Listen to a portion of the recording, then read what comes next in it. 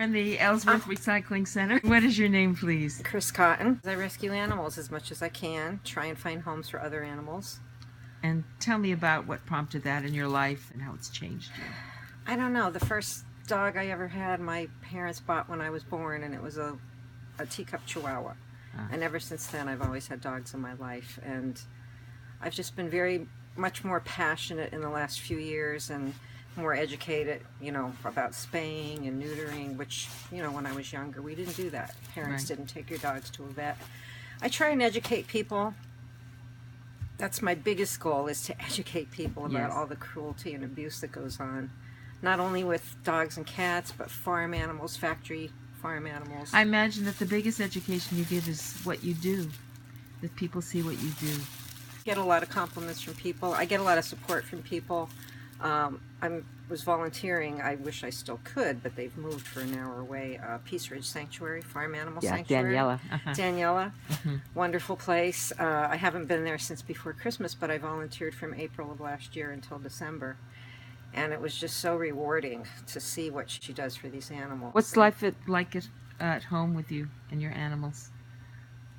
You talk to them? They talk to you, I'm sure. Always. My little male Chihuahua he's going to be the hardest one for me. He has a liver condition, and he's about 14, and I saved him probably 6-7 years ago, and he just looks at me like he's so thankful I have him, and he's going to be a very hard one to lose. But I talk to them all the time. They're my kids. That's all. I live alone, and they're my kids.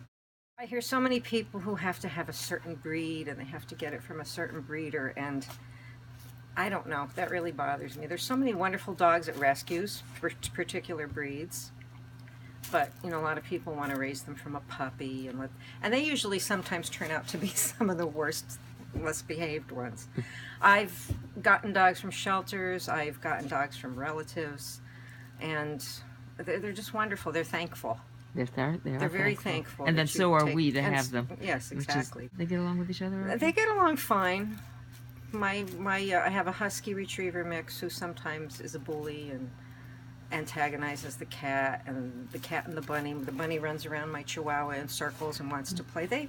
Basically they get along. They have their moments, just like all animals. You rescued the bunny too. I rescued the bunny from the neighbor's yard. It sat out there in that hutch every day in the rain with no attention, and I finally talked him into giving him to me. Henry. Yeah. So I've had him now for about 3 years. And bunnies require so much more than people. I know I rescued a bunny from somebody's house too. I wish people wouldn't buy bunnies at Easter or buy children. They're not as cute, little cuddly. Some of them are. Mine isn't. I don't know what he was gotten from a rescue locally, and I don't know what his life was before I had him. But he's not the friendliest bunny. But he has free reign of the house. He's litter trained. He's wonderful. And my cat, it came to me on Mother's Day. I was allergic to cats all my life. Up until that cat came in my yard 3 days before, I talked about wanting a black cat. And a black kitten on Mother's Day was in my yard and came down the tree into my arms. And he's mine. Oh, wonderful. I don't know. They gravitate to me for some reason. I don't know why. Well, I do know why. I think I can see why. I do know why, because I want to save them all, and I wish I could. Yeah, I know. Chris, thank you for talking Adopt, with me. save them. Oh. Hi, I'm Maggie Davis. I make videos and podcasts on behalf of animals in need.